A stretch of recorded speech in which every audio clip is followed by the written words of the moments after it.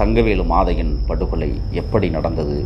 வீரப்பனார் அவர்கள் முடிவெடுக்கிறார்கள். தன்னை அவன் கொல்லுவதற்கு முன்னால் அவனை தீர்த்துவிட வேண்டும், இல்லையேல் நாம் தீர்ந்து போவன் என்று கருதிய வீரப்பனார் கோட்டையூர் பங்காளிகள் துப்பாக்கிகளை சரிதமாக எடுத்துக்கொண்டு காடுகளுக்குள் அலைந்தார்கள். உறுதிப்படுத்திக் கொண்ட வீரப்பனார் அவர்கள் இனிமேலும் இவர்களை விடக்கூடாது என்று முடிவெடுக்கிறார். 15 பேர் மாச்சார் கல்லாட்டையிலே ஒளிந்திருக்கிறார்கள்.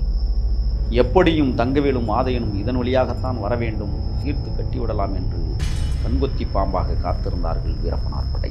அப்படி வந்து ஏறி நடக்க தொடங்குகிற போது தங்கவேலுவை குறிபார்த்து வீரப்பன் படை சுட்டு வீழ்த்துகிறது. மாதையன் தப்பித்து ஓட முயல்கிறார். வீரப்பனார் அவனுடைய வாழ்வியலில் 186 கொலைகள். ஆனால் அதை மிஞ்சுகிற அளவிற்கு அதிரடிப்படை செய்த அட்டூழியங்கள், படுபாதக படுகொலைகள், அவை அனைத்தையும் தோளிர்த்து காட்டுவதற்காக தொடர்ந்து பேச இருக்கிறோம். அனைவரும் ஆதரவு தந்து எங்களை ஆளாக்குமாறு அன்போடு கேட்டுக்கொள்கிறேன்.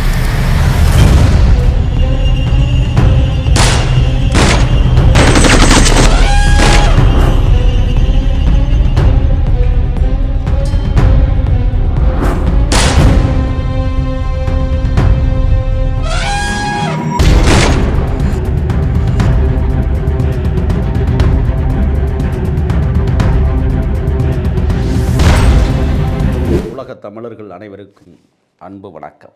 மகத்தான மண்ணுரிமை தலைவர், மேற்கு தொடர்ச்சி மலை காடுகளின் சிம்ம சொப்பனம், வரலாற்று தலைவர் வீரப்பனார் அவருடைய வாழ்வியலில் புதிந்திருக்கிற உண்மைகளை நாம் தினந்தோறும் பேசுவதற்காக களத்தில் இருக்கிறோம்.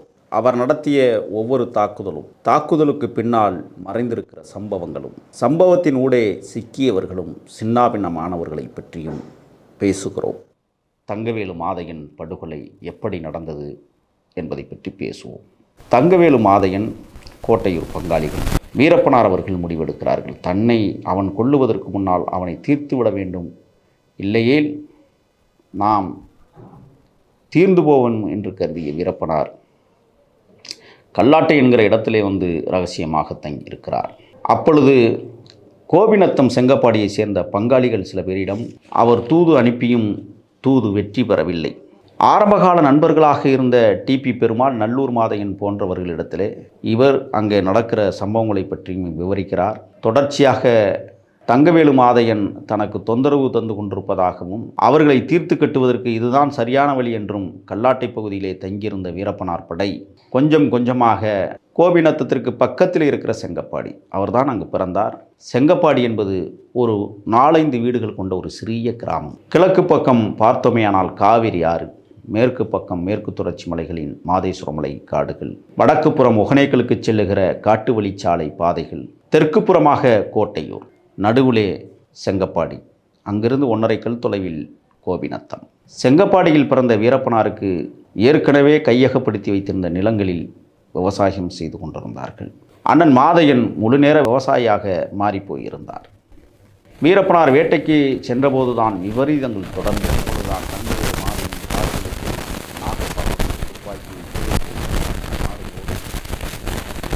அந்த பகுதியில் காடுவாச்சராக பணியாற்றிய வாசுதேவமூர்த்தியினுடைய ஒத்துழைப்போடு கோட்டையூர் பங்காளிகள் துப்பாக்கிகளை சரிதமாக எடுத்துக்கொண்டு காடுகளுக்குள் அலைந்தார்கள். உறுதிப்படுத்திக் கொண்ட வீரப்பனார் அவர்கள் இனிமேலும் இவர்களை விடக்கூடாது என்று முடிவெடுக்கிறார். அன்றொரு நாள் 20/5/1986 மாரியம்மன் கோவில் திருவிழாவை பற்றி கலந்து பேசிக் கொண்டிருந்தார்கள். தங்கவேலு மாதையனும் கூட்டம் முடிந்ததற்கு பிறகு கோட்டையூருக்கு செல்ல வேண்டும். வீரப்பனாருடைய படை மாச்சார் கல்லட்டையிலே ஒரு 10 பேர் தலைமறைவாக சிறிய குன்று பகுதி, பெரிய பெரிய பாறைகள் இருக்கும். அந்த பாறைகளின் ஊடே ஒரு மாட்டு வண்டி சாலையை ஒட்டிய பகுதிகளில் கல்லால் அடுக்கப்பட்டிருக்கிற வரப்பின் ஊடாக பனைமரங்கள் வரிசையாக நிற்கும். தெற்கு புறத்திலே வடக்கு புறமாக ஒகனேக்கல்புர் சாலையில் கோபிநத்தத்திலிருந்து நேரடியாக சென்றால் ஒகனேக்கல் சென்று விடலாம். ஆனால் கிழக்கு பகுதியை நோக்கி சற்று தொலைவு நடந்து வந்தால் ஒரு 100 மீட்டரில் ஒரு சிறிய குன்றுவின் மேல் ஒரு கோவில் இருக்கும். அந்த கோவிலிற்கு பக்கத்திலே பாறைகளில் இடுக்குகளில் ஒரு 10 பேர் பதுங்கி கொண்டார்கள். 15 பேர் மாச்சார் கல்லாட்டையிலே ஒளிந்திருக்கிறார்கள். எப்படியும் தங்கவேலும் மாதையனும் இதன் வழியாகத்தான் வர வேண்டும், தீர்த்து கட்டிவிடலாம் என்று கண்கொத்தி பாம்பாக காத்திருந்தார்கள் வீரப்பனார் படை. ஆகையால் பாறையின் மீது ஏறி நின்று கண்காணித்தவாறு இருக்கையில்தான் தங்கவேலும் மாதையனும் மாரியம்மன் கோவில் வழியாக கடந்து வயல் பரப்பை அடைந்து வயல்காடுகளில் நடந்து வருகிறார்கள். வருகிற போதுதான் பொன்னப்பன் கவுண்டர் வீடு என்ற ஒரு பழைய காலத்து மாளிகை அங்கே இருக்கும். அந்த மாளிகை வழியாக வந்து அந்த மாச்சார் கல்லாட்டையிலே அடைந்து அதற்கு பிறகு மாட்டு சாலையில் கோட்டையில் பயணம். பொன்னப்ப கவுண்டர் வீட்டிற்கு அருகிலே வருகிற போது வடக்கே இருக்கிற ஒரு கோவிலை ஒட்டி இருக்கிற பாறையின் இடுக்குகளில் பதுங்கி கொண்ட 10 பேர் தலையெடுத்து பார்த்து இவருடைய வருகையை சொல்லி கொண்டிருக்கிறார்கள். அப்பொழுது வீரப்பனாருடைய மற்ற தோழர்கள் 15 பேர் மாச்சார் கல்லட்டையிலே பதுங்கி கொண்டிருந்த நேரத்தில்தான் தங்கவேலு மாதையனும் பொன்னப்ப கவுண்டர் வீட்டு வழியாக அந்த வரப்புகளில் வந்து மாட்டு வண்டி சாலையில் இடது பக்கமாக திரும்பி கோட்டையூரை நோக்கி, குறிப்பாக தெற்கு பகுதியை நோக்கி கடக்க வேண்டும். அப்படி வந்து ஏறி நடக்க தொடங்குகிற போது தங்கவேலுவை குறிபார்த்து வீரப்பன் படை சுட்டு வீழ்த்துகிறது. மாதையன் தப்பித்து ஓட முயல்கிறார். மீண்டும் பொன்னப்ப கவுண்டர் வீட்டு பக்கமே ஓடிப்போய் சோழ கொள்ளைக்கில் பதுங்கிக் கொள்ளலாம் அல்லது கரும்பு காட்டுக்குள் ஒளிந்து கொள்ளலாம் என்று கருதிய மாதையனை வரட்டு வண்டிப்பாதையை ஒட்டியிருக்கிற வரிசையாக வரப்புக்காக அடுக்கி வைக்கப்பட்டிருந்த பாறையின் மீது ஏறி குதிக்கிற நேரத்தில் வீரப்பனார் படை சுட்டு வீழ்த்துகிறது. இருவரும் துடிதுடித்து இறந்து போகிறார்கள். இரத்தம் பீரிட்டு அடிக்கிறது. ஏறி குதித்த மாதையனுடைய இரத்தப்போக்குகள் பாறையின் மீது வடிந்து ஒட்டுகிறது. தங்கவேலு நிலப்பரப்பிலேயே சரிந்து விழுகிறார். உடனடியாக 2 பிணங்களையும் சாக்கு மூட்டையில் போட்டு கட்டுகிறார்கள். ரத்தம் தோய்ந்த இடத்தை பக்கத்திலே இருக்கிற பொன்னப்ப கவுண்டர் தோட்டத்திலே வந்த தண்ணீரை எடுத்துக்கொண்டு ஊற்றி முற்றிலுமாக கழுவி விடுகிறார்கள். தரையிலே கொட்டிய இரத்த சுவடுகளை மண்வெட்டி கொண்டு வலித்து அள்ளி அதையும் ஒரு மூட்டையில் போட்டு கட்டி தூக்கிச் செல்கிறார்கள். வடக்கு புறமாக நின்ற 10 பேர் கொண்ட கும்பல் 2 பிணங்களையும் கைப்பற்றி அங்கிருந்து கால்நடையாக 6 கிலோமீட்டர் நடந்தே காட்டு வழி சாலையாக செல்லுகிறார்கள். 4:30 மணிக்கு தொடங்கிய இந்த சண்டை 5 மணிக்குள்ளாம் அந்த இடத்திலே அப்புறப்படுத்தப்பட்டது. பிறகு அங்கிருந்து ஆலம்பாடிக்கு தெற்கு புறமாக கொண்டு போய் காவிரி ஆற்றுக்கரையின் ஓரமாக வைத்து இரவு 11 மணிக்கெல்லாம் கண்டம் துண்டமாக 2 உடலையும் வெட்டி கூறு போட்டு காவிரி ஆற்றில் வீசி எறிந்தார்கள். பிறகு இந்த தகவல் ஊர் முழுக்க பரவுகிறது. தங்கவேலு மாதையன் ஒரு மிகப்பெரிய ஆளுமைகள். அவர்கள் உத்தரவிட்டால் கோட்டையூரை நடுங்கும், ஏன் கோவிநத்தத்தும் நடுங்கும். அந்த அளவுக்கு வீரம் செறிந்த இந்த 2 பேரையும் வீரம் மிக்கவராக வீரப்பனார் அந்த இடத்திலே திகழ்ந்து வீழ்த்தி விடுகிறார். உடனடியாக காட்டு தீ போல கோட்டையூரும் கோபிநத்தம் கலங்குகிறது, கதி கலங்குகிறது. வீரப்பனார் மீது பற்று வைத்தவர்கள் கூட, பாசம் வைத்தவர்கள் கூட வெறுப்பு உற்றார்கள். இந்த சம்பவத்திற்கு முன்னாலே கல்லாட்டையிலேயே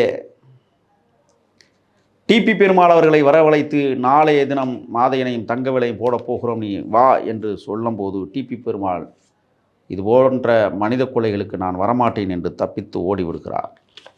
பிறகு நல்லூர் மாதையனை வரவழைத்து இருவருக்கும் தூது அனுப்புகிறார். அந்த தூதிலே நல்லூர் மாதையனால் தங்கவேலு மாதையனுடைய பேச்சிற்கு கட்டுப்பட முடியவில்லை. வீரப்பனார் இடத்திலே வந்து பேசுகிறார். கொஞ்சம் பொறுமையாக போ, மனித கொலைகள் வேண்டாம், விபரீதங்கள் வேறு மாதிரி ஆகும் என்றெல்லாம் பேசப்பட்டது. ஆனால் நல்லூர் மாதையன் மீண்டும் 3வது நாளாக வீரப்பனாரை சந்தித்து நாளைய தினம் நான் போட்டு தள்ளப் போகிறேன், நீ வருகிறாயா என்று வீரப்பனார் கேட்கிற போது அவரும் மனித கொலைகளுக்கு நான் வரமாட்டேன் என்று அவரும் தப்பித்து கொள்ளுகிறார். அதற்கு பிறகுதான் நல்லூர் மாதையன் தங்கவேலு மாதையனிடத்திலே போய், உன்னை நாளை வீரப்பன் போட்டு தள்ளப் போகிறான், நீ 1 வார காலத்திற்கு எங்காவது வெளியில் போய் இருந்துவிட்டு வரலாமே என்று சொல்லுகிற போது, நாங்கள் வெளியிலே போவதா, எங்களை விட அவன் என்ன பெரிய ஆளா, நாங்கள் பார்த்து கொள்ளுகிறோம் என்று இவர்கள் அசால்ட்டுத்தனமாக இருந்தார்கள். இவர்களை எப்படியாவது போட்டுவிட்டால் இந்த பகுதியில் நம் ஒரு தலைமை பண்போடு இருக்க முடியும் என்று கருதிய வீரப்பனாருடைய அண்ணன் மாதையன் இவர்கள் இருவரையும் போடுவதற்கு பக்கத்துணையாக இருந்தார். அர்ஜுனனும் பேருதவியாக திகழ்ந்தார். ஆக இந்த சம்பவம் 20/5/1986 மாலை 4:30 மணியிலிருந்து 5 மணிக்குள்ளாக 2 பேரையும் சுட்டு வீழ்த்தி வெட்டி ஆற்றில் வீசுகிறது வீரப்பனார் படை. அப்பொழுதெல்லாம் காவல்துறை மாதேஸ்வரம் மலைக்கு வந்து விடுகிறது. 96 கிலோமீட்டர் தொலைவில் இருந்த ராமபுரா காவல் நிலையத்தை 2ஆக பிரித்து மாதேஸ்வரம் மலைக்கு ஒரு காவல் நிலையத்தை கர்நாடக அரசு உருவாக்கியது. இது 46/86 என்கிற கிரைம் நம்பர் குற்ற எண் அடிப்படையில் செக்ஷன் ஆஃப் லா நீதிமன்றத்தின் மூலமாக 143, 147, 148, 302, 109 RW 149, IPC RW 3 and 25 arms act என்ற அடிப்படையில் வீரப்பனார் மற்றும் 25 நபர்கள் மீது வழக்கு தொடுக்கப்படுகிறது. இந்த வழக்கை தொடுத்தவர் கோபாலா சன் ஆஃப் சின்னப்ப கவுண்டர் கோபிநத்தத்தை சார்ந்தவர்தான். இந்த வழக்கை நடத்துவதற்கு பேருதவியாக இருக்கிறார். இந்த வழக்கு 21/5/86 ரிப்போர்ட் செய்யப்படுகிறது.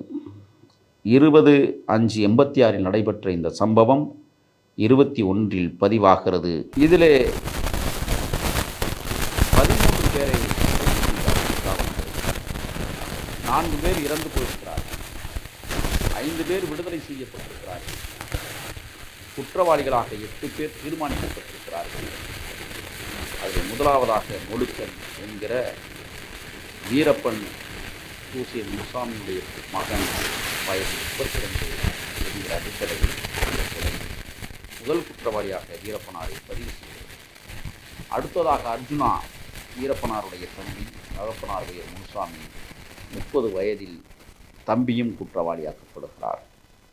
மூன்றாவது குழந்தை பையன் சன் ஆஃப் சுப்பிரமணியா 27 வயசு, ஆத்தூர் பகுதியை சார்ந்தவர், கோபிநத்தம் பக்கத்திலேயே கிழக்கு பகுதியில் இருக்கிற கிராமம். பசவன் என்கிற லக்ஷ்மண் சன் ஆஃப் பெருமாள் 27 வயசு, காட்டுக்கொட்டாய் கிருஷ்ணாபுரம் தருமபுரி மாவட்டம், கோபிநத்தத்திற்கு பக்கத்திலேயே இந்த கிராமம் அமைந்திருக்கிறது.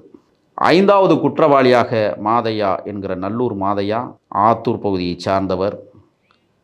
நாம் ஏற்கனவே குறிப்பிட்டதைப் போல இந்த நல்லூர் மாதையனுக்கும் இந்த கொலைக்கும் தொடர்பில்லை. அவர் அதிலிருந்து கலந்து கொள்ளுகிறார். ஆனால் காவல்துறை அவரையும் வீரப்பனாரின் நெருங்கிய கூட்டாளி என்று இந்த வழக்கிலே சேர்த்து விடுகிறார்கள். 6வது குற்றவாளியாக குப்புசுவாமி சன் ஆஃப் கந்தசாமி வயது 35, கோபிநத்தத்தை சார்ந்தவர். 7வது குற்றவாளியாக சின்னத்தம்பி சன் ஆஃப் வையாபுரி 40 வயசு, அவரும் ஆத்தூர் கிராமம், கோபிநத்தத்திற்கு அருகிலே உள்ளவர்.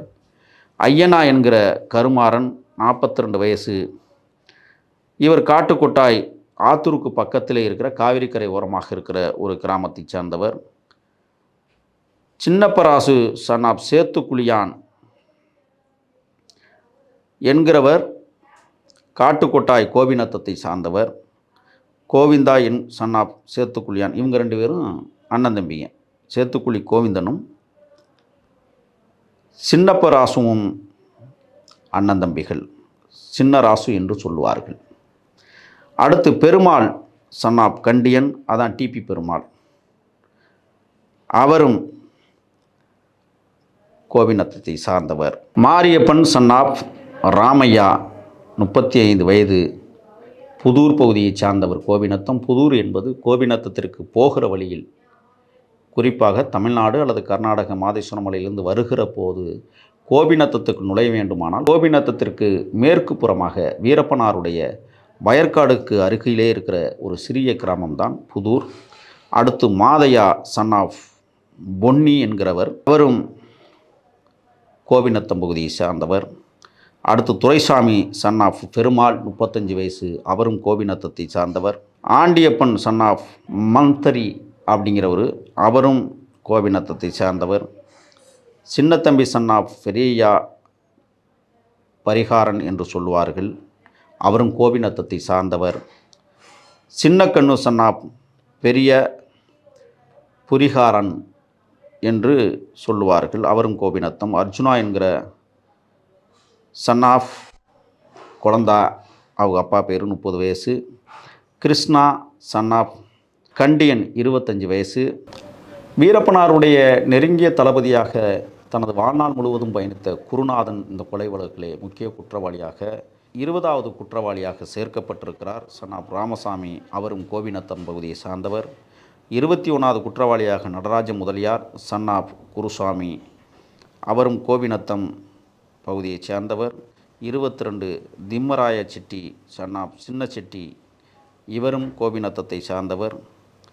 அடுத்து 23வது குற்றவாளியாக தாசரி செட்டி, சன் ஆஃப் ராஜா செட்டி. இந்த தாசரி செட்டியாரை பற்றி நாம் பேச வேண்டுமானால், அந்த நிலம் கையகப்படுத்தப்படுகிற போது தாசரி செட்டியார் வீரப்பனாருடைய குடும்பத்திற்கு வேண்டிய உதவிகளை செய்தவர். அந்த அடிப்படையில் தாசரி செட்டியாரை இதே தங்கவேலு மாதையன் படுகொலை செய்கிறார்கள். அதற்கு எதிர்வினைதான் வீரப்பனார் தாசரி செட்டியாரையே கொலை செய்த தங்கவேலு மாதையனை உயிரோடு விட்டுவிடக்கூடாது என்று கருதியதால் தங்கவேலு மாதையனை போட்டுத் தள்ளுவதற்கும் ஒரு மிகச்சிறந்த காரணமாக அமைந்தது. அடுத்து 24வது குற்றவாளியாக பொன்னுசாமி நாயக்கா, சன் ஆஃப் முனுசாமி நாயக்கா, இவங்கெல்லாம் லம்பாடி சமூகத்தைச் சேர்ந்தவர். அடுத்து 25 MC Nayakka, son of Muthusamy Nayakka, இவரும் லம்பாடி சமூகத்தைச் சேர்ந்தவர். ஆக 23வது குற்றவாளி இதிலே அக்யூஸ்ட் என்று சொல்லக்கூடிய தாசரி செட்டி இறந்து போனார். அக்யூஸ்ட் 2, 3, 12, 20 இந்த 4 பேரும் இறந்து போய்விட்டார்கள். அக்யூஸ்ட் 5, 6, 14, 19, 21, 22, 24, 25 அக்யூஸ்டோடு ஆன் அரெஸ்ட் பண்ணுறாங்க காவல்துறை. எப்பன்னா 29/6/1991. அடுத்து accused 6 arrested, crime number 1 for 89 MM hills police ஸ்டேஷனில் பதிவாயிருக்கு. அவரையும் அரெஸ்ட் பண்ணுறாங்க. அக்யூஸ்ட் 8 அரஸ்டட் ஆன் 4/4/1991 கைது பண்ணுறாங்க. MM கில்ஸ் போலீஸ் ஸ்டேஷனில் கிரைம் நம்பர் 16/91 பதிவு செய்யப்பட்டிருக்கிறது. அக்யூஸ்ட் 9 அரஸ்டட் ஆன் 12/11/1990 கைது செய்யப்பட்டிருக்கிறார்கள். Accused 11 and A13 accused 13 arrested on 12/4/1991 கைது செய்திருக்கிறார்கள். Accused 14 arrested in Madeswaramalai police station crime number 1/89. Accused 15 arrested on Tamil Nadu. Accused 17 arrested on 4/4/1991, அதுவும் தமிழ்நாடு. Accused 19 arrested on 14/9/1997. இந்த வழக்கு நடைபெற்று 10 ஆண்டுகளுக்கு பிறகும் கைது செய்திருக்கிறது காவல்துறை, அதுவும் Tamil Nadu. Accused 21, 22 arrested on 28/6/1986. Accused 24 and 25 arrested on 7/7/1996 என்று அரசு குறிப்பேடுகள் சொல்லுகிறது. இதில் மைசூர் நீதிமன்றத்தில் இந்த வழக்கு நடைபெற்று கிரைம் நம்பர் செக்ஷன் 138/95 சட்ஸ் court Mysore the honourable court requested honourable high court for permission to tried the case as IPC in section number 111/93. கீழமை நீதிமன்றத்தில் இந்த வழக்கு சரியான போக்கில் இல்லை என்று உயர்நீதிமன்றம் பெங்களூரிலே அதற்கான தீர்ப்பை சொல்லியிருக்கிறது. இதுதான் தங்கவேலு மாதையன் கொலை வழக்காக வீரப்பனார் நடத்திய 3வது சம்பவமாக இதை நாம் பார்க்கலாம். இந்த வழக்கிலே குருநாதர், ஐயந்துரை மற்றும் அர்ஜுனன் போன்றவர்களெல்லாம் முக்கிய தளபதிகளாக வீரப்பனாருடன் கிட்டத்தட்ட 96 வரை அவர்களெல்லாம் உயிரோடு இருந்தார்கள். இறுதி வரை இந்த வழக்கிலே குற்றவாளிகளாக சேர்க்கப்பட்ட அக்யூஸ்ட் 1 வீரப்பன் அவர்களும் அக்யூஸ்ட் 2 என்று சொல்லக்கூடிய அர்ஜுனன் அவர்களும் இந்த வழக்கிலே கடைசி வரை பிடிக்க முடியாமல் இருந்தார்கள். பிறகு அர்ஜுனன் அவர்கள் இந்த வழக்கிலே பிணை கேட்டு பிறகு அந்த வழக்கை நடத்தி விடுதலை ஆனார்கள் என்பதுதான் வரலாறு. அடுத்த பதிவில் முக்கியமான சம்பவத்தோடு நாம் சந்திப்போம். அதுவரை உங்களிடமிருந்து விடைபெறுகிறேன். நன்றி.